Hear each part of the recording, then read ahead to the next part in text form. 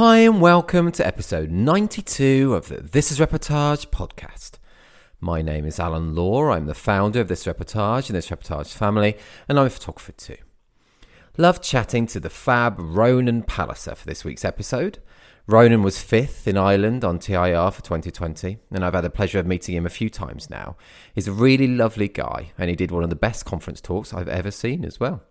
We talk about that on the episode today, as well as many other things, including why he's not just a bride or groom photographer, editing, the stories behind a couple of his Reportage Awards, our Netflix synopsis game, how he typically works on a wedding day, his involvement with the Irish Professional Photographers and Videographers Association, Instagram, the definition of documentary, and so much more.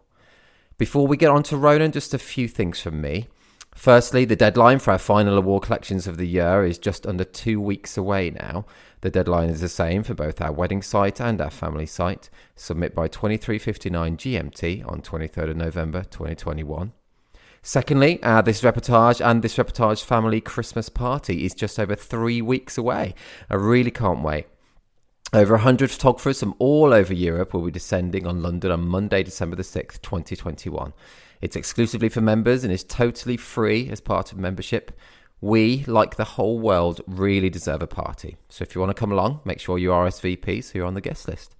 Finally, just a few words about the under-desk cycle you may have heard me mention on the podcast before. Honestly, this thing is so great. I use it whenever I'm working and when I'm editing. Amazing to actually be exercising whilst editing. Just feels good to not be so sedentary all the time. And it's so much easier to do rather than dedicating specific time to a usual exercise bike or treadmill that I'm unlikely to do. Instead, I sit down to work and can cycle away easily. It means I do it really regularly. Fits easily under my desk and it's super quiet too. It's called the Desk Cycle 2. And I really can't recommend it enough. My wife is even using it now too during her Zoom meetings. As it's really silent, she can do that. I think people only notice her earrings bobbing up and down a bit. I'll include a link through to it from this episode's page on TIR. Check it out if you're looking to keep a little more fit whilst editing and working. Right, enough from me. Over to Ronan. Hey, Ronan, how you doing? Alan, I'm good. Good to talk to you. Oh, and you, man. It's lovely to hear your lovely Irish voice. How's things? I was just going to say from across the water. Yeah. How's things, man? How's things with you? Things are good. Yeah, good. Like many people listening to this, I guess I'm on the back of a very, very busy few months. Yeah, how's it been? Starting to see light at the end of the tunnel. It's been intense. Like I do all my own editing, and I've always kind of had this metric in my head that I don't want to have more than 4 weddings in the queue at any one time. Mm-hmm. And I think it got to 12 this summer. So like I was in my, unhappy place for that. Yeah. But I'm kind of getting through it. I've had a couple of weeks of lull now. So it's allowing me to kind of just get through them and get on top of the editing a bit. So now when I say that, I'm down to 6. So, well, that's that's a big increase though. That's good. Yeah. I couldn't work out my percentages then of like, is that 50%? But but oh man, when you had 12 in the backlog then, do you find that stressful? Does it affect you? It does, in that you're kind of it's the lack of an end in sight. I find just very wearing, that like normally there's a little bit of a kind of a adrenaline rush when you get a wedding out the door. And I used to always be in the habit of, if I got a wedding out, I don't need to kind of think too much about editing for another day or two, and I can kind of take it a little bit easy. But with this, you're like, at one point I actually thought about importing them all into one Lightroom catalog and just going through image after image or forgetting where the wedding boundaries were, if you know what I mean, just to kind of plow through it. But so that side I find has been kind of a slog. Are you not tempted to outsource? People have been understanding. Oh, that's good. I was going to ask about that. Your clients have been okay, have they? Yeah, and I suppose one thing I do is I get all my couples like a very decent sneak peek, as I call it, but like it's a 150 image slideshow. Oh, that's within days. Yeah. So I'll get them that within like 3 or 4 days of the wedding. So everybody has a good feel for their photos. So I think that does take the pressure off. Does that not add? I think that's really cool for the couples. That's a great thing. But doesn't that add even kind of more workload to you to do that 150, and then you have to go and edit the whole thing as well? I don't. I've thought about this a lot this summer actually. I don't think so for me, because for a start, I'm one of those photographers who needs to look at what I've shot very quickly after the wedding to kind of relax about it. Right. You know, you're driving home from the wedding going, that was rubbish. I did a load of shit at that wedding. And then you look at it the next day and you're like, actually, no, it's fine. So I do the cull when I kind of do that initial look. And then I just kind of do a quick pass over the cull and pick out my favorites. And like, I'm very methodical about it. So if I end up after a cull with maybe 900 images, I'll put them up in Lightroom as a grid, that's 9 across. So I have 100 rows of images, and I'm kind of saying, roughly I want one per row. And that's the slideshow. And it usually ends up being more like 150 than 100. Oh, that sounds like a good way of doing it, though. Good, like, yeah, so it's a bit, you know, as I said, I'm kind of methodical about it. But what it means then is when I do go through that 150 and edit them, I have a really good basis for the other 750 or whatever that I'm going to edit. I don't typically deliver 900, but you know what I mean? Like after the call, there might be that, and I might deliver 600, 700. But a lot of them are kind of just, you know, stamping previous on the next image in the sequence because everything is corrected for the one I delivered in the slideshow. Okay. Yeah, that makes sense. It's only really cropping and straightening and maybe a bit of, you know, if there's things I want to really touch up with the spot healing or something for portraits or whatever. So in a way, the slideshow and the cull and the slideshow done within a few days is like, okay, I've broken the back of that wedding. I'm more than halfway there. And when I come back to it, it's just a matter of kind of finding the good reference image in the slideshow, applying those settings, tiny tweak and move on. So I get through the second set of edits almost as quick as I get through the slideshow edit. Okay. Yeah, that makes sense. That sounds like a really good system, man. It really does. And doing the slideshow itself, is that not time consuming? Or I guess no, that's smart slides. So I just drop it in. I find like if I have 147 images, I'm kind of like, okay, I need a song for 77 and I need a song for 70. I'm not at all picky about what the music is. I don't think couples care. You know, that's true. I see people giving out about smart slides and music and or whatever platform you're using and how do we find good music. I just drop in a song that will beat match and I'll listen to it once, and unless it's absolute rubbish, I'm like, yeah, that'll do. Yeah, I bet you've never had a couple come back saying, "Oh, not keen on the song." The music? No, not at all. So the only thing I'd be aware of is that if I'm delivering like a sister's wedding and I did her, you know, a bride, and then I'm doing her sister's wedding a year later or whatever, I'll try not to use the same music kind of. Oh, good idea. Yeah. Have you ever done that by mistake though? Have you? Yeah. No. Oh, I'm sure I have. Yeah. Like there's one family, I think I've photographed 4 of their weddings now, and I'm certain I've not only done the same music, but I've probably done some of the same shots. You know, when you do the couple shoot, you're like, can I go to a different set of poses for this sister versus that sister? You know, just to keep it mixed up. Yeah, I get that. Really, 4 though from one family? Is it 4? Yeah. Yeah. And I think I'm doing a brother in 2023. So yeah, there's one sister didn't book me, and I slag her about it all the time. So. Gosh, that's awesome though. That must be really cool. You must know the family really well then. I do, yeah, and it's lovely because it doesn't, like, you know, I'm sure you're like me, where you're kind of nervous going off to a wedding in the morning, and you know, wondering what you're going to arrive into at the house and stuff like that, and all of that is removed if I'm doing one of those weddings where I've been at the house 2 or 3 or 4 times. It's like they almost don't even acknowledge you when you walk in the door now. You know what I mean? It's just like, in a good way. Yeah, Ronan's here. You know, so no, I do. I like actually that. I mean, I've been lucky with word of mouth referrals, and I remember doing a wedding. Though, man, it's not luck. Well, you're doing a good job. That's fair. And it, you know, I do view it as a good thing. If it stopped, I'd start to worry for sure. Yeah. But I did a wedding in Killarney years ago, and there were 9 brides of mine at the wedding. Like I got a picture from my Instagram or Facebook at the time of like all 9 brides and me. That's amazing. But like that, I remember that wedding in particular. I was like, okay, I'm doing something right, because all of these are friends, and they're all, or sisters or friends or whatever, and they're all just, they don't think twice about me being the guy they contact when they're getting engaged. That's proper cool. So that is nice. Yeah, it is. And I think it is a metric that says keep doing what you're doing, rather than, you know, I don't wear it as a kind of a like, look at me, I'm amazing. But I do kind of think of it as long as people are booking me because their friends had me and were happy, or their sisters or whatever, that's that's about the best measure there can be. That's about the best review you can have, Totally. Totally agree, man. You can't get any better than that. We just can't. That must have been so surreal to be at a wedding with 9 of your past brides. That's surreal. It was, yeah. It was funny. Like it was one of those things you kind of know was coming in the background, because obviously you kind of figure out the connections. But it was like to see them all there, and I was like, I definitely have to get a picture with all of you. Yeah. And could you remember all their names?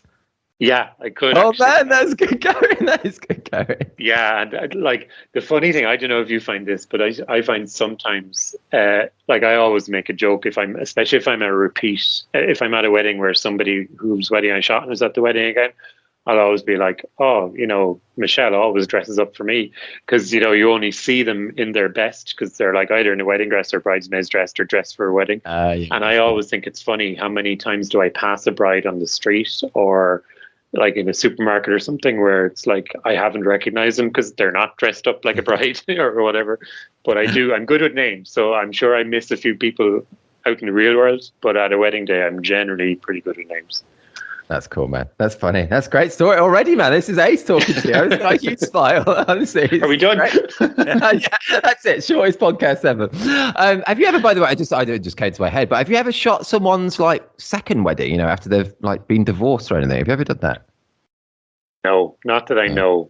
And it's funny because I used to say something to people like, oh, I think everybody would be an expert the second time they get married, or I'd be like, make some quip about like, well, you won't be wearing that dress again or whatever. And I actually remember at one point kind of going, my God, imagine if this was a second wedding, or if, like you could put your foot in it. That's but so as far true. as I know, I haven't. I think like the other metric, I think I've shot 3 weddings where the couple have split up, sadly. Oh, okay. That you know of. That I know of, yeah. And that's out of about 300. So that's like a 1% divorce rate. A lot quicker maths than mine, man. A lot quicker maths. I did wonder one time, would it like be something kind of funny to put up on a website of like 99% of my couples are still married? Yeah, that would be great. You should do that. But I don't know, maybe when you're getting married, 99% doesn't feel like good odds, Well, I don't know. I'd take that. I would have taken that. Wow, man. Yeah, that's funny you talking about that. As I remember, and when I was doing my initial kind of client meetings, I'd often say, you got to do what you want because it's not really something that you're going to do twice in your life. And then I had to realize that actually some of the people there, it might be their second or third time. So I kind of stopped saying that actually.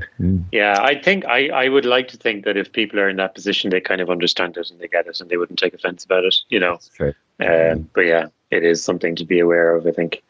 That if you do have just a 1% divorce rate, man, that'd be awesome, because isn't like the world's average something like 50% or something? Isn't it something? Is it really that high? My goodness, it is. And that's imagine then that half of what we do is not going to be looked at again, or going to be looked at, I don't know, with bad memories. Like going to bring back bad memories. Yeah, exactly. Yeah. I don't want to think about that, do we? How many albums get burned?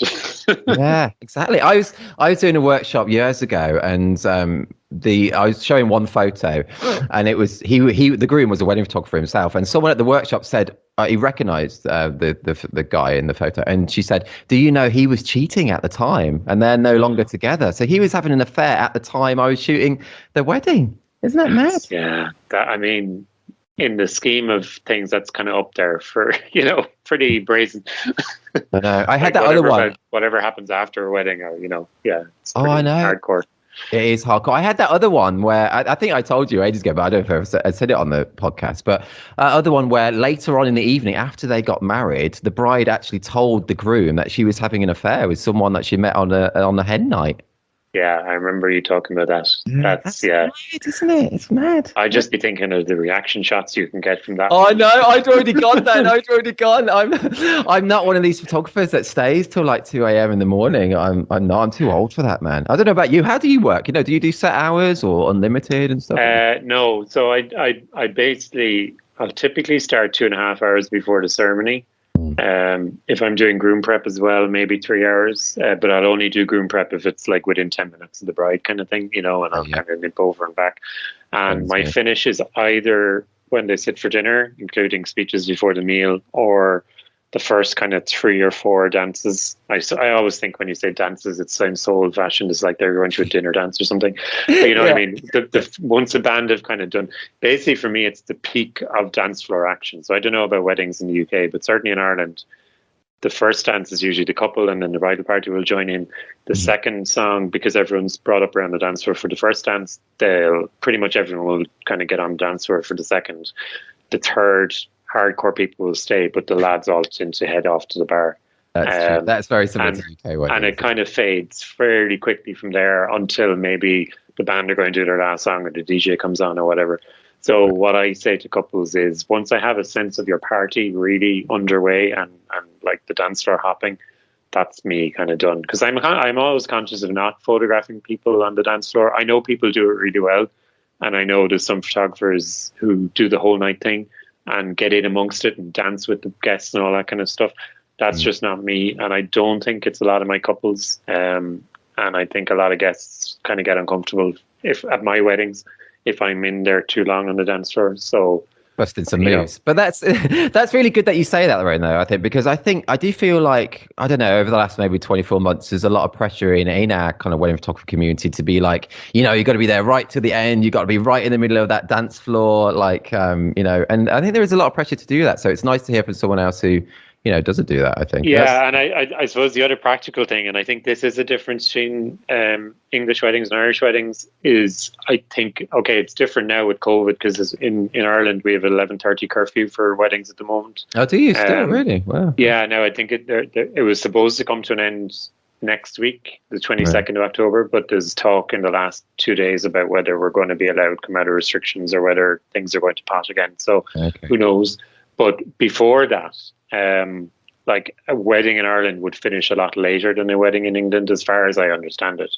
Right. So it would be just practically, it'd be very difficult to be the photographer who stays till the end. Like that could be 3 a.m. You know what I mean? So that is impractical. I often have like a 5-hour drive at home afterwards. I couldn't be doing that, staying until like 3. Yeah, I'm the same, because I'll shoot anywhere in Ireland pretty much. So it's not unusual for me to be kind of 3.5 hours from home. Or the next day to have to go, if I stay overnight, the next day to have to make that journey in the morning, you know. So but I do like the dance floor. I do like getting the first dance and that kind of peak of dance floor action on a song 2 or 3, and I love that as a finish shot. I think actually my cover image on TIR, on my profile on TIR, is like just one of those shots that I kind of try to finish it, where I go to the back of the room and I've lit the dance floor, and it's just maybe a long lens to compress things, and just to try to make it look like it's a total and absolute party. Sometimes it's not as much of a party as it looks in the picture, but you know, you can kind of photograph in a way that looks like the whole place is hopping. And I do like that as kind of that's the end picture on the day. If I get that, I'm generally like, okay, that's me done. That's cool. Yeah, cool, man. Cool. Do you have many Kayleys in Ireland? No. They're very rare. I think I've had probably 3 weddings where there's been like that kind of Kayley or Irish dancing kind of thing. And actually, I'd say 2 of them were probably Americans. Oh, really? Yeah. That's what happens. We had a Kayley at our wedding. Did you? Yeah. Yeah, it's fun, man. It's fun because it does get everyone up. It's like, it's a bit different, isn't it? They're quite hard. Yeah. Don't you find they're quite difficult to photograph though, because they're like full on? They could be really very much. And like you're kind of it's very hit or miss, I find, if you are photographing that kind of thing. Like often, actually, I remember the last time I did it was in a castle, Lutterstown Castle, which is a beautiful venue, but it has quite a small function room, kind of where they had the dinner. It's, you know, because it's a castle, there's no proper purpose-built function room as such. Yeah. So it was just one of these grand ballrooms, but it wasn't, you know, it's grand in the 16th century, but, you know, it doesn't compare to a big wedding function room now. So it was quite a tight space. And I remember just being like, I think I was on like an 18mm lens, or like, you know, like a 12mm on Fuji, which would be 18mm in full frame terms, and just in as close as in as low as I could to just get a sweep, and like you're waiting for all the legs to kick and sink or whatever. And just, it was like, if I get 3 shots out of this, that's going to do me, because it's just so hard to shoot, especially it's a bit darker. I wasn't lighting it. So, you know, you're at the mercy of it a little bit. But it's like those things are kind of fun challenges too, aren't they? That's true, isn't it? See what you can get. Yeah. And like you know as well, there's 50 phones taking pictures of the same thing. So I like that challenge where I'm like, I want to get something that no one else is trying to do here. That's a good way to think about it. Yeah. That's a good way to think about it. I want to ask you about one of your lines from your TIR bio. It's on your website bio as well, Ronan, because I think it's really cool. And you say, and because I'm a wedding photographer and not just a bride or groom photographer, my camera will be off you as much as it will be on you. So I love that, and I couldn't agree more. So yeah, can you tell us more what you mean by that, and just your general way that you approach weddings? Yeah, I feel really strongly about that actually. I think that there's a bit of an obsession when people get married with photographing the bride and groom, or the bride and bride, or the groom and groom. And actually, where I think it really comes to fore is if you look at people's best of slideshows at the end of the year, which maybe not so much a 2020, 2021 thing, but they'll come back again. Yeah. There's so many times I've looked at people's slideshows and they have epic images and amazing photographs, but it's like I haven't seen a single guest in any one of these pictures, and you're kind of putting it out there as your best work for the whole year. And it's like couple picture, even if it's not pose stuff, even if it's pure doc. So many times people just put up pictures that either have a bride or a groom in every single picture. So true. And I kind of feel like that's great for the couple, but actually what's more value to the couple is the stuff they don't get to see. So like there's points in the day where I'm really turning my camera off the couple, and actually the ceremony is one of those where as much as I can during a ceremony, I'm trying to photograph the guests. And I say this to couples, I say, look, I'll photograph anyone that does anything at your wedding, anyone that does a reading, a prayer, sings a song, does a dance, brings up a gift, whatever. But during the ceremony, and yes, I'll photograph the vows and rings, and you might be aware of me for that because I'll be in a position where I can see you, so you can probably see me if you go looking for me. But if you don't see me, what I'm doing is I'm photographing your guests. And actually, one of the COVID challenges for me has been the masks in churches or masks in ceremonies. It's kind of been a real dampener on getting those guest reactions, which I'm sure we've all been dealing with. But I'll still do it. I'll still turn the camera on the guests as much as I can.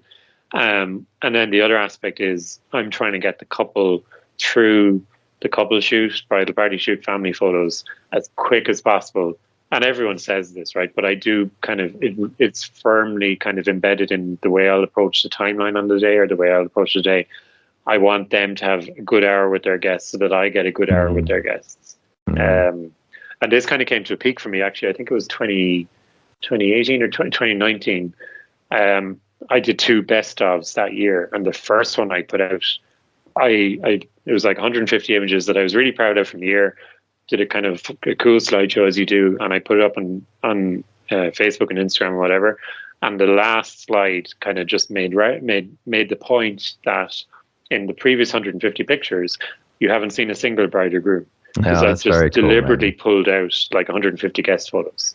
Very cool. And, there might have been a couple of family members, siblings and whatever, parents, but I deliberately picked pictures where they weren't pictures of either a bride or a groom. Just to kind of just reinforce. And I do send that to couples when they inquire now, especially if they're like, oh, we want the photos to be relaxed and we don't want to have too much of a pose thing or whatever. I'm like, this is what I love doing, and I'll send them that. And then I'm like, and here is the pictures I do of the couple as well, because I can do those too. Yeah. But it is, I found it really good, and I got really good feedback on it. That's cool, man. I have such respect for you for doing that, because it's so many photographers do just what everybody else does. So to just put your head above the parapet, is that the phrase? God, I don't know what I'm even talking about. Yeah, that sounds right. And to do something like that, which is totally different, I have massive respect for that. So that's really cool. And just the way that you shoot and your approach, I just totally agree with as well. And do you find, I think by focusing on like the guests and the other moments that the wedding, that the couple themselves maybe not privy to, I think we get more relaxed clients who it's the wedding's not just all about them, and like they don't just want thousands of photos of themselves. Yeah, I totally do. And like, I suppose we all have our couples who say, oh, I don't want to be the center of attention, or I don't, and I think actually a lot of people are like that, where when they're getting married, they're like getting married, but they're not necessarily comfortable with the day being all about them. Like, it obviously is, but I suppose I see that as one of my jobs, is to make it feel like they're not, that the day isn't all about them, by saying, yeah, look, give me 10 minutes of your time and then I'm happy. Because there's so much other stuff happening around this wedding. that I want to make sure that you guys get to see. And like, I'm really conscious like, this isn't rocket science for wedding photography. I'm really conscious that like a lot of people do this, but I'm not sure that everybody puts it front and center in how they sell themselves. And I think that's the thing, because I'm really conscious that a lot of photographers will take pictures of guests and do candids and let the couple have mingling time and all that kind of stuff. But as long as an industry, we continue to kind of prioritize showing bride and groom pictures, or bride and bride, or groom and groom, I kind of feel you reinforce this message to prospective couples that kind of says, oh, my wedding photos need to be all about us. And for the couples that are uncomfortable with that, I kind of feel it's just a hard sell. You're kind of like trying to break that stereotype when you're talking to those couples. Says, no, don't worry, it doesn't really need to feel like that.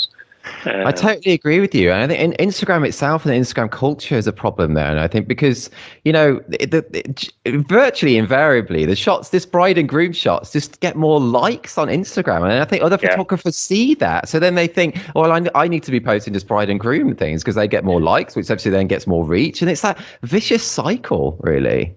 Yeah, and you know the way Instagram went down the road of kind of hiding likes, and then like, I thought that was great, but they haven't gone far enough with it. I'd actually like just to not know how many likes my pictures are getting, and you know the way you can hide likes that other people can't see, but you can still see. Like, I'd like an option that says I don't care, I don't want to know. Like, I don't know. I just, that would be freeing, wouldn't it? Say again. It would be freeing, that kind of thing, because I think a lot. Yeah. And I see Instagram as a shop window that you kind of have to engage with. Like, you have to have stuff up there. I think couples are looking at it certainly more so than Facebook, and I think even more so than websites nowadays in some ways. So you kind of have to go with it. I think it's very difficult. It'd be very difficult for a photographer to just say, I don't like Facebook, I don't like Instagram, I'm not going to use them. But I kind of don't care. And it's interesting, like, when you look at, you're right, like, I'll look at an image, you know, a doc image that I'm really happy with, that has just guests or kids or whatever, and I might get, you know, 60 likes, and I'll look at a pose bride and groom picture, and because maybe it's been shared around or whatever, it's like getting 150, and you're like, I wish that was the other way around, you know. I know. It's like inversely proportional to how much I enjoy taking that picture. That's true, isn't it? Yeah, I totally get it. And that was one of the reasons of starting Reportage. And it honestly was. It was to kind of push back at the kind of like real portrait heavy kind of like Instagram social media world. And just to play one little part in just reminding people that, look, this is not what weddings are about, you know. I bet you didn't think it was going to take off the way it did potentially either, right? Oh no, gosh, I had no idea. Yeah, like, you tapped into something, I think, and that's what I mean when I say this isn't rocket science. And I know a lot of people think like this, because I think you did tap into that, where photographers were looking for a platform where they could show that work that wasn't necessarily focused on likes or shares or whatever. And like, it's, you know, so I think I see why that's worked, and I also see why it's important. And I think there's a whole TIR look now, right? Like, what do you think, really?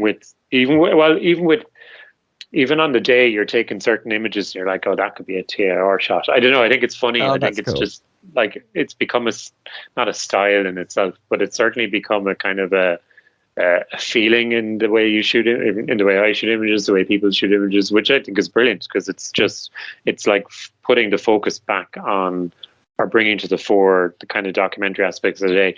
Like, one of the things that I've always been challenged about is, how do you define documentary?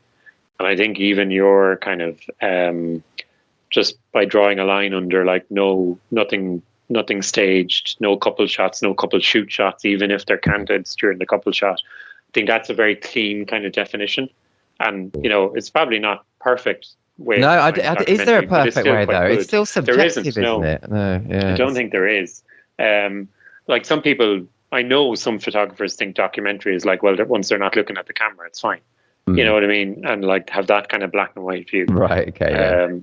But I do some judging for the IPPVA this year, the Irish Professional Photographers and Videographers Association, which is a mouthful.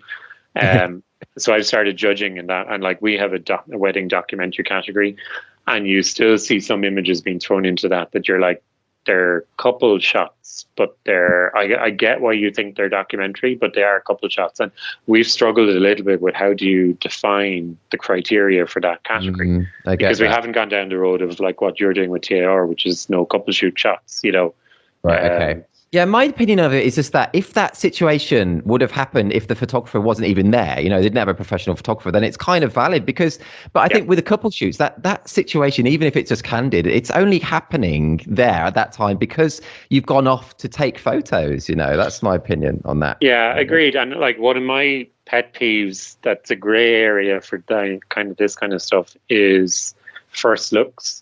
Or, you know, the even first looks where it's like the hands are on the door or whatever. And it's like, okay, that's definitely a photographer. Like, even if the couple were going to do it, the photographer probably decided where it should happen. Totally. And probably kind of got one person there and then told the other person, okay, now you can come in or whatever. You know, there's definitely direction in that. Definitely agree. I agree. But I think that, I mean, that is probably the purest definition. If it's something that would have happened if the photographer wasn't there. But as soon as you bring a camera to a wedding, you could argue that you're influencing what's happening on the day anyway. You know what I mean? Like, I'm sure you've taken shots, and I've certainly taken shots where the mum or the sister will kind of maybe fix a veil, and you know they're doing it because they expect you're going to get a picture of that moment. That's true. And you're like, this isn't a moment really. This is, you know, like they're going to look back on that picture and go, not like, oh, the photographer caught me doing the veil. They're going to go, oh yeah, the photographer realized I wanted him to take that picture. Right. Yeah, that's true, isn't it? That's true. It is an interesting subject. But yeah, I just felt with TAR, it needed to have some certain rules, but then you can't go too far. You know, I know some people have questioned with me, like, even confetti shots, but you know, confetti's like a wedding tradition, and I don't know about you, I don't do any setting up with the confetti shots. I know some photographers do, but we can't just disallow confetti because, you know, it would have happened even if the photographer wasn't there. That's a very good example actually. Like I it's not as big a thing here, although I've had it more recently this summer, I think, for whatever reason. But the only way I'll get involved in confetti shot is typically somebody might say, oh, we're having confetti, and I might just say, okay, when is that going to be? Just so I kind of have a heads up. Or, you know, sometimes you'll see people handing it out in the ceremony before the couple exit, and I might just say to the guests, look, get it up when you're throwing it, just nice and high. Right, you know, cool. Which is just really to make sure it's as best as it can be for the couple. Although, being honest, even if I did that, I probably wouldn't be inclined to view that as a shot where it was hands off. You know, but it is a good example, I suppose, of something that would happen maybe if you weren't there. But, you know, even that, it's still a lot of times maybe it's happening because the couple have got confetti because they're going to be like, oh, I saw a really cool picture. I think that will make a really cool picture. Possibly, you know, does that cross the line because we don't know about it? I don't know. It's hard. I know. It's you could talk about it all day, couldn't you? You could. It is really interesting. Could. But I think also it's important. Obviously, and it may sound funny coming from someone who runs TIR, but also some people just take it, in my opinion, just far too seriously. You know, at the end of the day, we're, you know, photographing weddings, and I just think some people take it far too seriously. Don't you think about like what is documentary and what is not? Yeah. And you can totally overthink it. And like, I mean, at the end of the day, does it matter? You know, like I guess our number one audience is the couple, and they don't care about the mechanics of this stuff. You know, they don't care whether I told the guests in the aisle to throw the confetti high or whether that happened naturally. You know, so yeah, you're right, and you can overthink it for sure, but it is, you know, I think it does prompt some interesting thoughts, and I bring it back to how I approach the day, I suppose, and because I enjoy catching moments that are unplanned or are, from my at least that I didn't plan to catch because I didn't know they were going to happen or couldn't necessarily expect them. I do try to make sure that on the day I know when I have the time to do those kind of shots and when I'm required to do the kind of work through the list of photos that the couple are expecting, you know, be that family pictures or couple shoots, or I want to picture the cake, or can you get pictures of the detail in the room? So one of the things I do with my couples, and we all do this again, I'm sure, is I will talk through the day with the couple in advance from a kind of timeline perspective and logistic perspective, but I'll focus exclusively on that, on the pictures that they're going to be aware of being taken, So like group shots, family shots, is there a way you'd like me to photograph you in the dress? Is there any particular places in the grounds you really want to get some pictures? Mm-hmm. And I'll say at the end of that, look, we've spent an hour talking about the pictures you're going to be totally aware of. That's so that on the day I know exactly when I can switch into the other mode, which is get the pictures that neither you nor I are going to know now I'm going to take. That's cool. That's cool. And it's just, I kind of do think that's important too. I would struggle to photograph a wedding where I didn't have a plan for just to arrive in blind to a wedding where I hadn't talked to the couple. And while I'd love to kind of just arrive in some ways and just go, I'll take this day as it comes, I know I would struggle because I'd be kind of like, should I, like if I was off trying to do some pictures of kids playing garden games or something, in the back of my head, I'd be like, is a bride wondering where I am because she wants to get a picture of all her friends? Okay, right, yeah. That's a good system though for you, man, as well. That's really good. Did you have that right from the beginning? Pretty much, yeah. Cool. I focus a little bit too much sometimes on the logistics, maybe, but it gets me in a headspace where I'm like, now I know what the plan is. Like I always go into a wedding and I want to have a rainy day plan, a sunny day plan, and things are running late plan, and that's only around the organized pictures, so that for some weddings that's as simple as family photos, 10 minutes of bridal party pictures, 5 minutes a couple shoot, and so it's maybe 25 minutes, 30 minutes on the day. But if I don't know how we're going to do those, no matter what way the day runs, I'm out of my comfort zone and I'm kind of constantly second guessing myself. Right. Yeah. And also I think it gets buy-in from couples to realize you do need to have a little bit of awareness of time on the day. Like a lot of my weddings will be church weddings, right? So I know 99% of the time, if the bride walk up, if the church's ceremony is due to start at 1:00, we will leave the church at 3:00 with family photos done. That's just the way an Irish ceremony, church ceremony, Catholic ceremony kind of runs, with allowing for. Yeah, it is long, and allowing for shaking of hands at the end, and then let's do family photos for 10 minutes. It's typically, cool. And that's kind of allowing for the bride being 10 minutes late kind of thing as well, right? But I know a lot of my couples, if they have 1:00 in their invite, they're kind of thinking, we'll be out of there by 2. So I'm kind of resetting that and saying, well, look, let's plan on you being out of there by 3. Now, does that affect when you think you want to have the dinner bow? Yeah, probably cool. Does. Yeah. And the thing is, what suffers if the timeline is too ambitious is all those kind of candid guest shots. Sure. Because you end up spending all the time, and like as I said, all the time is only maybe half an hour. But when you add it up and kind of allow for traveling from church to reception or whatever, you very easily get into a place where the couple arrive and 15 minutes later the hotel want to ring the bell, and maybe the bride has asked me to do some detailed shots in the function room. So that's my guest photos gone in the middle of the afternoon, and that just makes me sad, to be honest, because I feel they're missing so much, So I think the planning and the logistics and kind of thinking through the timeline is actually all to get the opportunity to do the kind of doc stuff and to get the couple away from the camera.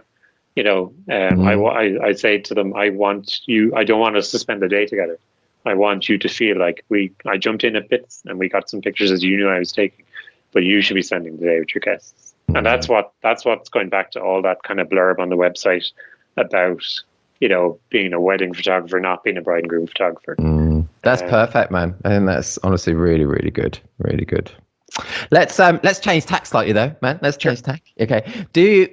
I've got to do it because I like doing this. I just find it fun. Do you watch much Netflix or movies? Yeah, I do. I didn't know you did this until I listened to Dave Thompson's podcast, and I was like, oh crap, he's gonna. There's questions and an exam. But yeah, I do like Netflix. Okay, that's good. Let's go. So, okay, you know what's coming then if anyone's listening at home. So I'm just going to ask a few, I'm going to read out a few synopses. They might be from Netflix or might be some other movies or streaming things. And I'm going to see if you can get the title. So, yeah, you ready? Yeah. Okay. I love the way it's such an unsubtle segue from the wedding photography to this, but I don't care. Let's do it anyway. Okay. Yeah. First one. So this is a movie, Ronan. A lonely young boy bonds with a lovable alien stranded on Earth, protecting his new friend from government forces as he tries to help him go back home. That's Home, isn't it? Oh, there is one called Home, isn't there? That's an animated type thing. But this is an even older film. Oh, it is E.T. Yes, it is. Boom. Oh, yeah. Nice. Yes, boom. I haven't seen that in years, actually. You've got No, kids. I actually keep trying to get the kids to watch it. I've Yeah. two How kids old are of 10 and yours? 7, and 10 and 7. they just don't want to. I don't know.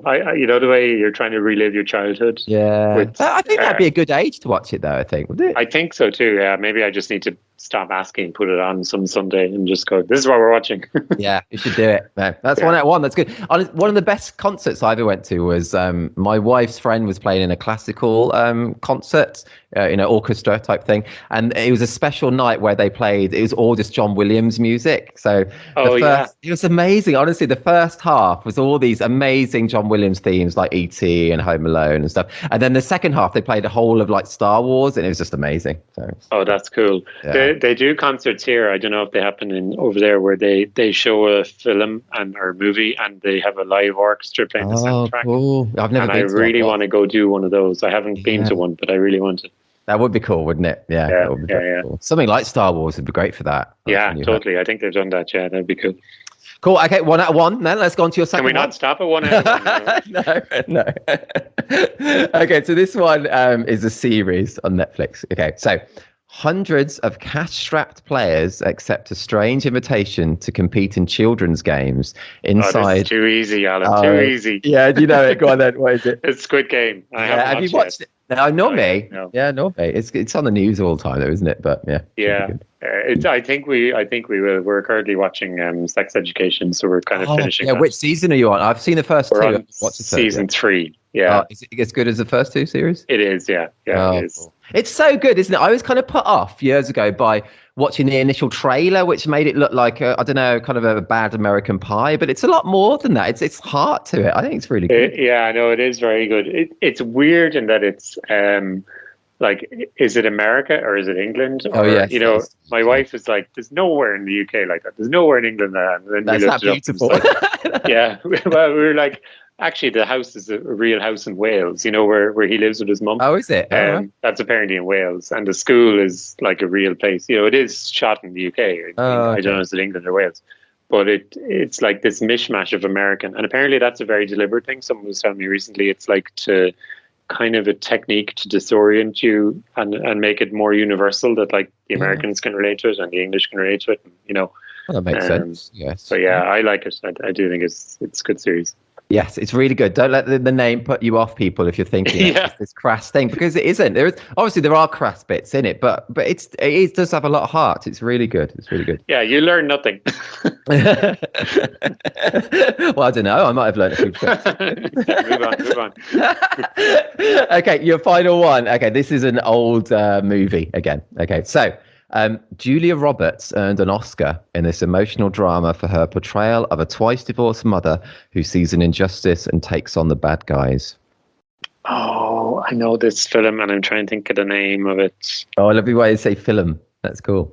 Yeah, I'm Irish. I know, I just love that. It's great. Oh, it's like about the chemicals being released into the water. Isn't it? Yes, I've not seen it actually, but it is. Yeah. It's her name. It's the lawyer's name, isn't it? Erin Brockovich. Well done. Yes, man. Boom. That wasn't me Googling, I promise. that was lodged in the back of my head. That is great stuff, man. 3 out of 3. And that was all really varied as well, of older stuff and modern stuff. That is impressive knowledge, Ronan. I feel I got easier ones than I could have had there, so I'm appreciative of that. No, I think that was tricky, especially the Erin Brockovich. That's quite obscure, isn't it? I mean, that must be like 20 years old or more, that film, I think. Yeah. I suppose they're easy when you know them, right? That's true. Nowadays say on these quiz shows. Right, well done, Ronan. Let's get back to your photography. And yeah, I made a note on this because whilst I have you on here, I just wanted to say again, I told you at the time, but that your talk at 9 Dots, a couple of years ago was one of the best talks I've seen by any photographer at any conference, man. And I've seen a lot. It was just so good. So and that means so much, Alan, to be honest. It's really true. There's a high bar there. That was 2018. Was it 2018? Yeah, I was can you tell us more about that experience? And were you nervous? You didn't seem it. It just so. I was very nervous. I think I got an Apple Watch not long before it, and I remember I think at the start I did my heart rate and it was like 125 or something. Later, as I stood up to talk, I was shitting it. To be honest, you didn't look it. You didn't. It was only my second 9 Dots. So I had been at Nine Dots in 2017, Right. which I think was the second Nine Dots itself, right? I think it started 2016, but I was at 2017 and I knew no one, and I had I really enjoyed it, and obviously I wanted to go back, but I hadn't immersed myself in it. Like, I don't think I did the table tennis. I didn't, like, I was You just didn't play the table tennis. No, I don't think I did the first year. I was just kind of out of my comfort zone a little bit with lots of new people, and because it was relatively new as a thing. Like, there was no one else from Ireland there, I don't think. Maybe there were, I'd certainly no one I knew from Ireland. So I traveled over on my own, and it was, it's 3 days or whatever. So it's quite a long time I probably didn't give it I didn't do it right. I didn't just kind of embrace it and just kind of go up to a random person and kind of say, "Hi, I'm Ronan. How are you?" kind of thing. It's hard to do that. It's hard. Yeah, it is. And so I was on the fringes of it the first year. But I loved it. I thought the talks were brilliant. I think it was that year, I did Amy and Tony Hoffer's workshop anyway after one of them. And I got so much out of it. So 2018, they put out a call for if anyone wants to kind of pitch an idea to do a mini masterclass, kind of someone from the Nine Dots community, if you like. So I threw in, I kind of had been mulling over this idea for quite a while of, I was doing night shots for quite a long time at this point, which I've since kind of started calling a shot in the dark. Yeah, which is a very great name, man. It's a cool name. I like it. And that actually came from the Netflix series, while we're talking about Netflix. So there's a Netflix series called A Shot in the Dark, which is about photojournalists news reporters and video, cameramen in the US, who in LA, I think it is, who basically work through the night to kind of listen into police radios and go to accidents and crime scenes and stuff, and get footage. A fiction series or no, it's real life. Okay. So it's like how they get footage that they sell to the networks to be put on the morning news. And it was called Shot in the Dark, and that's a cool name. And I was like, that's exactly what I do with my night shots. So it's perfect, man. I looked up shotinthedark.ie was available. I was like, brilliant, I'm taking that. But anyway, the night shots for me are like one shot that I'll do at the wedding, and a lot of people do these as well. But I will light the environment of the venue, so the gardens or the driveway or the avenue or whatever, and then at the last minute bring out the couple, pop them in, put a light on them, and take a shot. Take 5 minutes of their time and get a shot. Mm-hmm. And I've made it my thing, and I book weddings because of it. So the talk was really about lighting the environment before you bring out the couple. And it's all small flash. So I have Godox flashes, and it's become kind of a running joke as to how many flashes does Ronan bring to a wedding. I do bring 12, so it's a legitimate comment. Have you ever used all of those in one shot? I think I've used all 12 in one shot, and I think the shot was shit, to be honest with you, because I did it backwards. I kind of said I want to do a shot using all my lights. And normally what I'll do is I'll kind of figure out a composition and a location and a framing, and then I'll add light as I need to.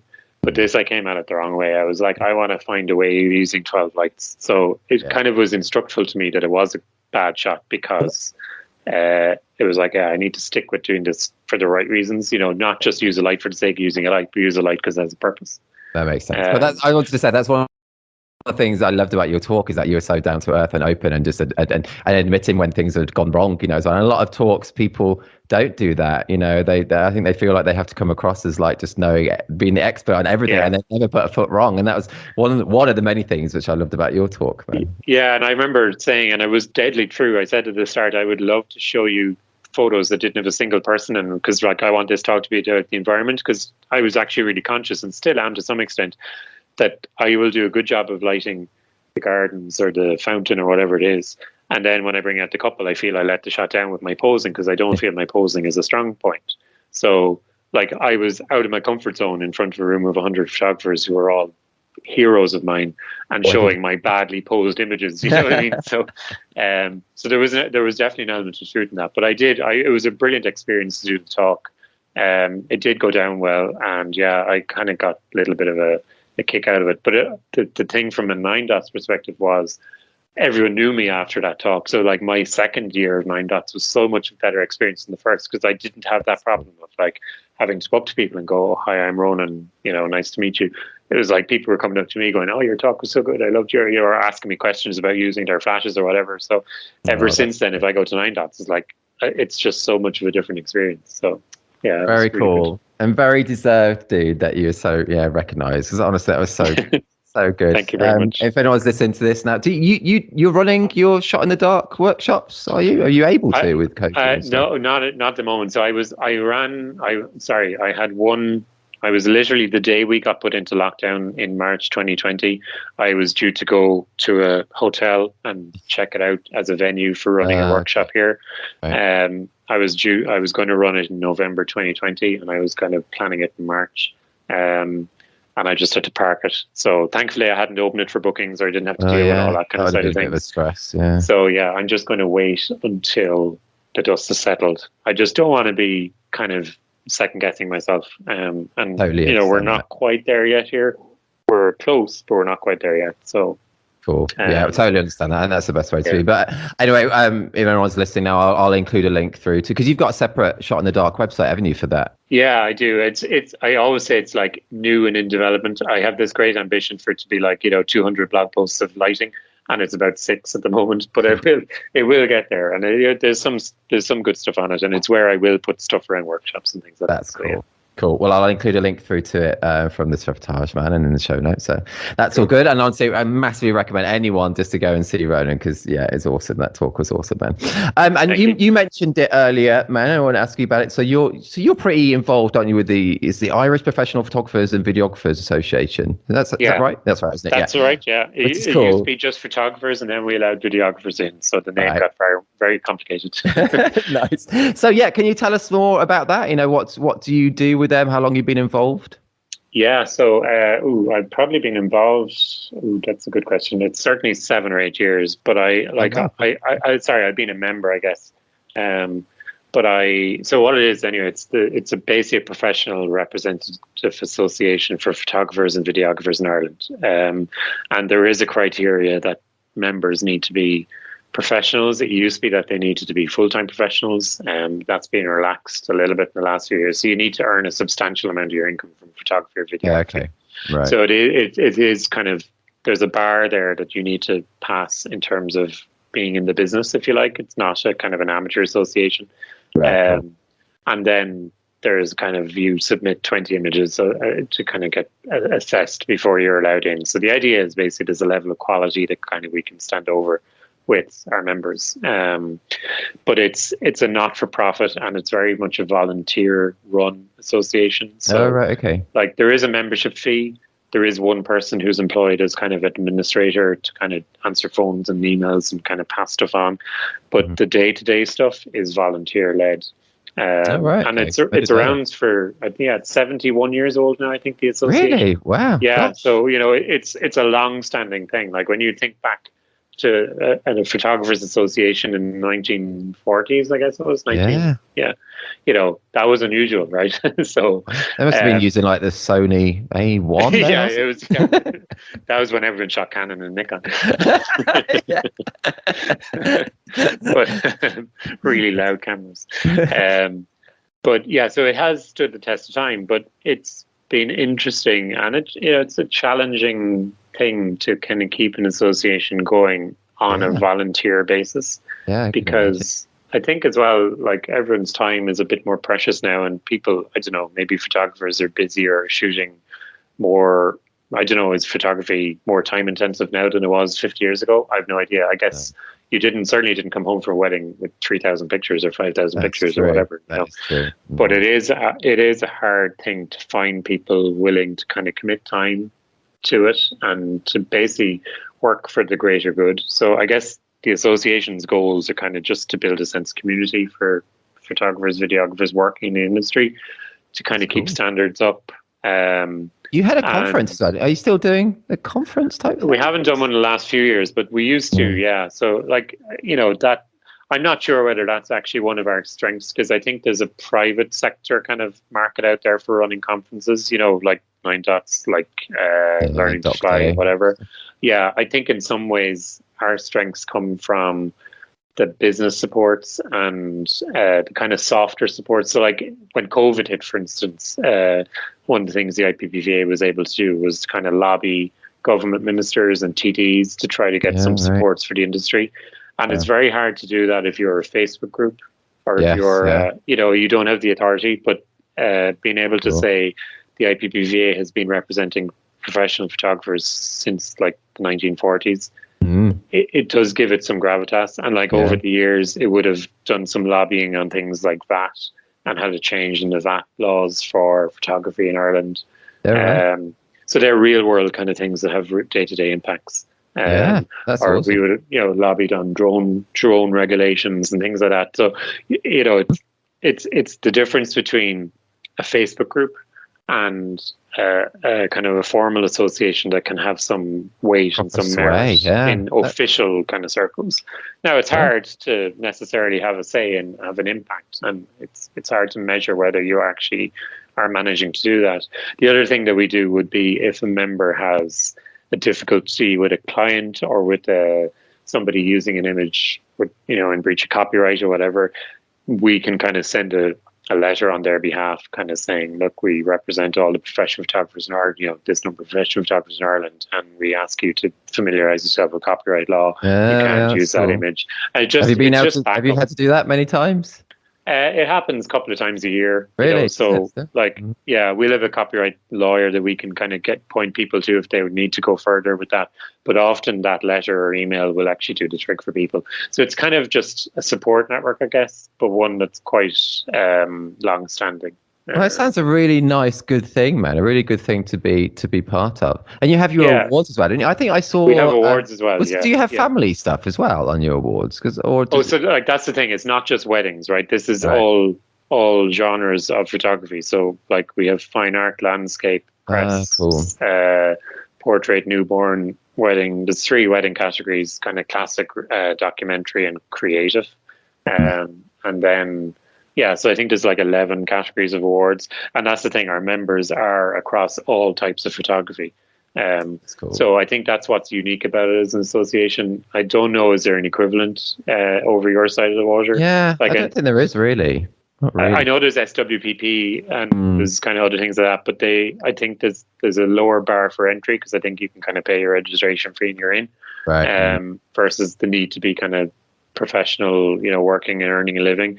And also because it's across all the genres, you do get a nice mix. So, we have members that never shot weddings. We have members that only shoot press work, that only shoot sports or whatever, landscape, and it's actually very interesting when we do get together to kind of talk to other photographers who are working in those genres. Like I would never have known how a landscape photographer manages to make a living, for instance. What I mean? Getting up really early. Yeah, exactly. And making sure there's no people. But it just even like workshops and calendars and selling prints and all that. And there is stuff that crosses genres as well. So like, it'll be nice when we can get back together again and have kind of meetups in real life, because I think you can actually learn a lot from photographers, not just outside your geography or outside your kind of immediate style, but just photographers who work in completely different ways. That's cool, man. That's very cool, and it's a great thing. It sounds a great thing you do know with that. So that's really cool. Yeah, it breaks my heart on occasion, I'll be honest, because you are kind of, sometimes you're doing a lot of work and you're like, I wish we could find people give the time. Well. Yeah, so it's not all not all fun and games. But I think on balance, it's a good thing to have and a good thing for our photographers to kind of be members of. And I think the benefits outweigh the kind of costs, if you like. I'm glad to see it continue. It's, into its 70, towards its 80th year. Yeah, you've not killed it yet, man, by your Not killed it yet, no. Yeah, exactly. It's cool. I want to go on because I've got a few more questions I want to ask, and we're already approaching nearly now. So it's this is so cool, man, really good. But yeah, I wanted to ask, what are your thoughts on shooting solo or with seconds? Because I heard you recently shot with a second, didn't you? But you don't. I did, yeah. So Katie Kavanagh, who is a TIR member, as far as I know. Oh, cool. Yep, she is. I'm heading off to meet her for lunch later on today, actually. Oh, nice. Cool. But so basically I had a wedding a couple of weeks ago. 2 grooms, all in this kind of festival campsite kind of place, Mount Druid it's called. I'd never been there before, but when I spoke to them about the wedding, it was very clear very quickly that there was going to be a lot going on. So it was kind of as we were coming out of restrictions. So for weddings, things were kind of back able to happen again. So it was the first wedding for me where I went from like 25 or 50 guests with kind of, fairly quiet day to, okay, we're back now. Everything's happening. Like it was still 100 guests, I think, but it was like full on. So for instance, they had drag queens during the drinks reception. Cool. They had like not just a band and a DJ, but they had this thing called Sing Along Social, which is kind of like a DJ as well, but it's like gets everyone up on the dance floor doing dance floor games and stuff. Oh wow, okay, cool. So it was just one of those weddings where when I thought about the day and what was going on, I was like, there's a lot happening here. And I was talking to Katie about it. I was talking to the couple about it. And we kind of decided, actually, you know what, this could be a good opportunity to have two shooters. But I've never done that before. And I've never second shot for anybody before. Wow, right. Yeah, in like 300 weddings, you're saying? In 300 weddings, yeah. So it was a first for me. And it was a really interesting experience because... Okay, so practical stuff first, right? It was really great to be able to focus on some parts of the day and know that Katie had other things covered. So, for instance, I did the family shots after the ceremony, and I wasn't kind of doing those fearing that I was missing out on if the drag queens were going to start their show at the drinks reception, which was due to start at the same time. Katie had that covered. So there was a lot of like put my mind at ease about stuff. But then at the same time, one of the reasons I've never had a second shooter is I've always worried that I would take on their worries in my head on the day of the wedding and not be able to kind of, and they're representing your brand and your business and so on. And I went into the day, and until we kind of got into the swing of things, that was weighing on me, was like, I'm thinking about my issues, like the things I have to do today, but I'm also kind of thinking about the things Katie has to do today. Yeah. And we did have a chat before the wedding, and we kind of just both basically said we try and take it as it comes, and we divide and conquer where we could. But I wasn't going to be like, I don't want you in groom prep because I'm in groom prep. So we both photographed groom prep, and they got ready together, right? So cool, yeah. Cool. Like the two of us were in the same house in the morning. And like at times it was funny because we literally would both, or one of these things where you hear a bit of laughter or whatever, and you're like, I want to go check out what's going on there, and we both arrive in, and we both shoot it, you know what I mean? And like, there's a shot. It's funny because there's a shot of like one of the groomsmen just like fixing his hair in the mirror, and when I did the final edit, or was doing the final cull, like I shot it from his left and Katie shot it from his right, and we both managed to not be in the mirror. Oh, that's the other person. Going. Yeah, that's and like we literally, you can see from the timestamps, we literally took the same shot at the same time from two perspectives, and I put both of them in the gallery because I was like, why not? Yeah. But like I know in a conventional kind of primary shooter, second shooter thing, that probably wouldn't be the way you're supposed to do it because it's. But what are conventions and what are supposed to? It doesn't matter. Well, exactly. Yeah, and. Like I would talk a lot with Kevin and Annie Kafash, who I know they organise Doc Day, and obviously they work together all the time, right? And like they're husband and wife, but they're both fantastic shooters, and I'm sure they have their little techniques for how they work together on the wedding day. And I remember Kevin was saying like proper second shooters now don't just do like primary and I'll be the backup kind of thing. And I didn't really get what he meant until the day itself, and I kind of like to think that us both shooting the same groomsmen in the mirror at the same time was kind of proper second shooting it, because one of those shots is probably better than the other. Right. And there wasn't anything else in particular for us to photograph at that moment in time, so it was either that or one of us kind of finding something to shoot for the sake of shooting, So, but it was definitely a learning experience for me. I wouldn't do a second shooter on every wedding for sure. No. But if I had another wedding where I had loads happening, definitely I'd be kind of saying to Katie, are you free again? We worked well together. I think we had fun. Yeah, did you? I was going to ask about that kind of social side of it. Were you able to talk? So I've never had a second either, so I can't really compare. Yeah. But I guess you must have been able to. I know when I work with a videographer that I've worked with a lot, we have a nice kind of fun time, like being able to just a bit of banter and talking. It was a bit like that. It was like that's the parallel I would draw. Would be like just except instead of them doing video, they were doing stills, and you had a bit of control to say, okay, can you take 3 steps to your left, or can you go and see what's happening over in the barn or whatever, you know what I mean? So, but yeah, like I've always been funny about videographers. Like if I see a videographer's name on the kind of questionnaire when I send out to couples and I say videographer and they say, no, if it's no, I'm part of me is always like, oh, that's nice. I get to just not have to think about that aspect of the day. I agree. You know, I do agree. Being honest, when I work with videographers, 99 times out of 100 is perfectly fine, and I get on well with them. And like, it is nice sometimes to have that creative backup, even around practical stuff like looking for light or looking for a good spot, or maybe they've been at the venue and I haven't, or whatever. Their video lights on the first dance can be handy. Yeah, that's true. But so it's not the creative backup aspect of it was good. The kind of I've got your back when there's a lot going on was good, but it did reinforce for me why I am a solo shooter in a lot of ways as well. Because I was kind of finding I was kind of having to think about what's going on for them, and is that okay? And even for somebody who I trust implicitly, obviously it wasn't about Katie. It was just about the fact that I felt like, and I say to my couples as well, like, fewer cameras is better for your wedding day if you don't want to feel like you're being photographed. Exactly, so yeah, I say that as well. It was. I'm glad I did it. I will do it again, but it would have to be the right wedding, right, cool. And the right second shooter.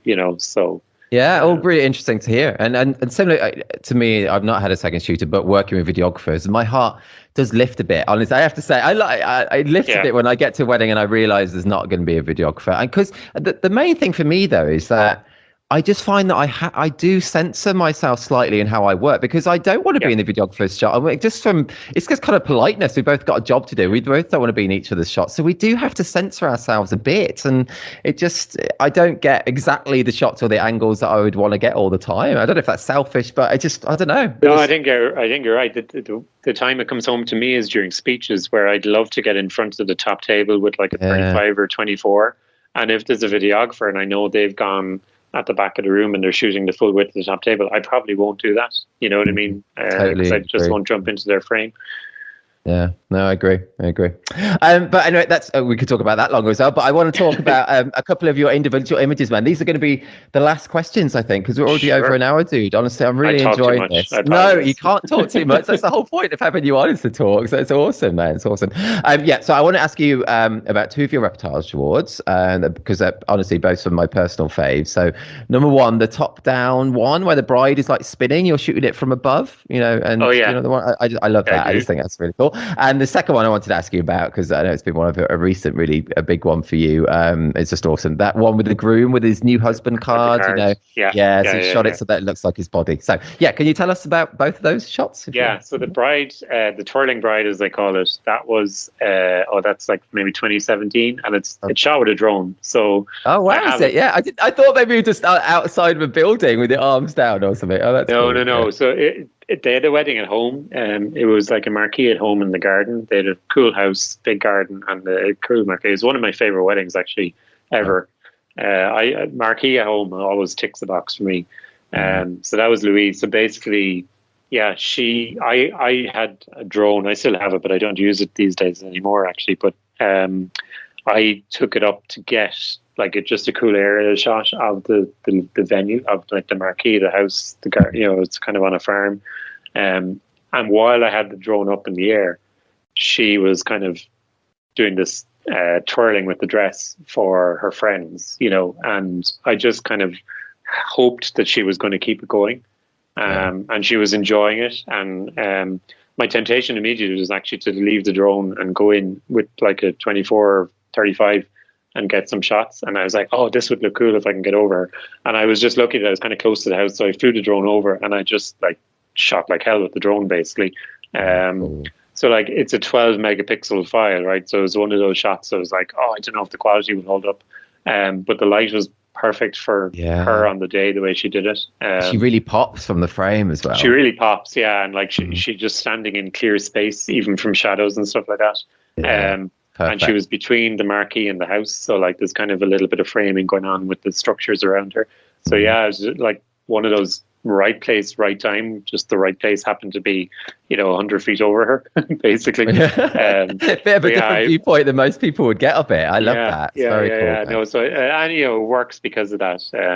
Because of that view. I've always admired those kind of top-down shots. Anyway, so the ability to get it like that was just really cool. Yeah, So I was happy with that. I love it. And the other shot of Wayne, so Sinead, his bride-to-be, that morning had just given him a card. And, it's funny when I talk about there being a TIR shot, I always think one of the TIR shots is like the groom or the bride reading the card. You see it a lot in awards, right? Yeah, and hopefully they cry and it's, cry, please. Yeah. So when he took the card, my instinct was, as you do, to just get in low and get him reading the card. And it was only when I got in front of him, I realized, oh, Jesus, look at the front of the card. It's like, there's a shot here. And I had to kind of, I genuinely didn't direct him in any way. He's just reading that card. And I think you can see it from his expression. Like, he is focused on the card. I don't know if he knew I was there, but I just worked the angles with the screen flipped out in the camera, and I'm just purely focused on the framing, trying to get the collar of the shirt aligned with his collar. Did you take shed loads? When you saw that opportunity, you're like, I'd say I have 100. I'd say I have 100 frames at that moment, and literally, I think that's the only one that actually where it all lined up. Because obviously he's standing, right? He's not even sitting. He's standing in the middle of the living room.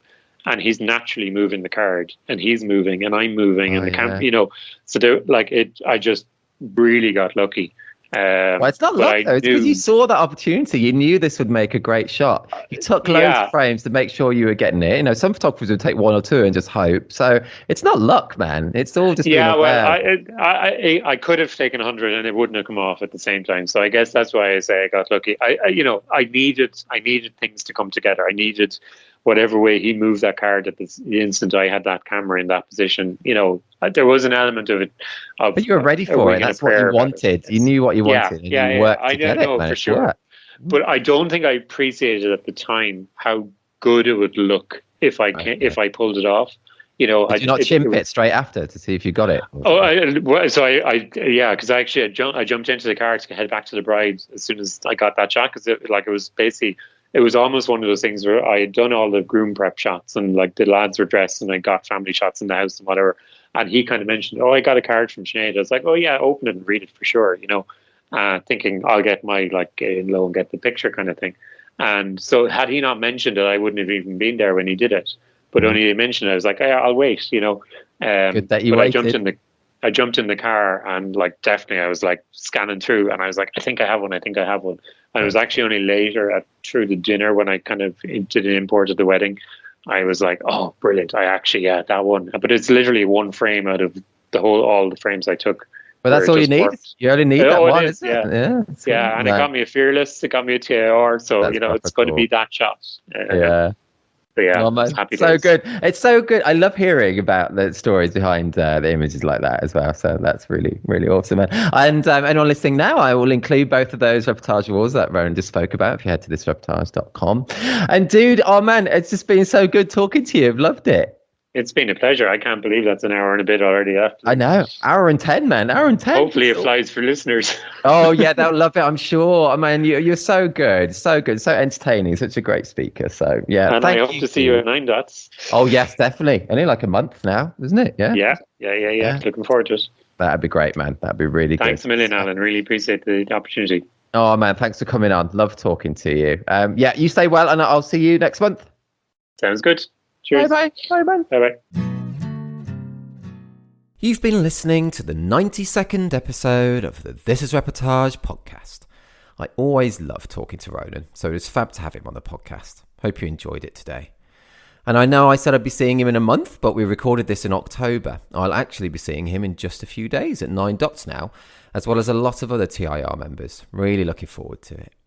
Head to thisreportage.com for a link to Ronan's website and to see the couple of Reportage Awards he spoke about too.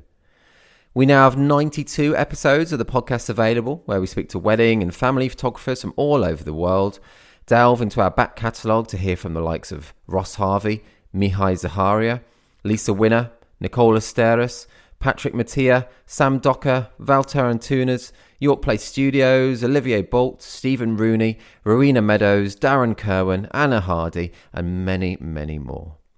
If you're not a member of This Reportage or This Reportage family, check out all the benefits of joining us, including an unlimited number of images on your profile, 60 individual award and 18 story award entries per year, Invites to our physical meetups and parties, including our upcoming Christmas party in December 2021. Exclusive discounts, hours of educational videos featuring tips and advice from some of the world's best photographers, and much more too. Submissions are closing soon for our final award collections of 2021. The deadline is the same for both our wedding site and our family site. Submit by 23:59 GMT on 23rd of November 2021. No poses, nothing staged. This is Reportage. And this is bye for now.